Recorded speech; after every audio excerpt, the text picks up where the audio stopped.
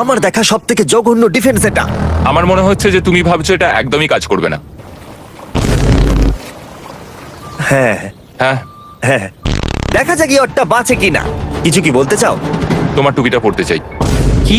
যদি তোমার ইয়টটা বেঁচে যায় তাহলে এই টুপিটা দিয়ে দেবো। ঠিক আছে। 3, 2, 1, উড়িয়ে দাও।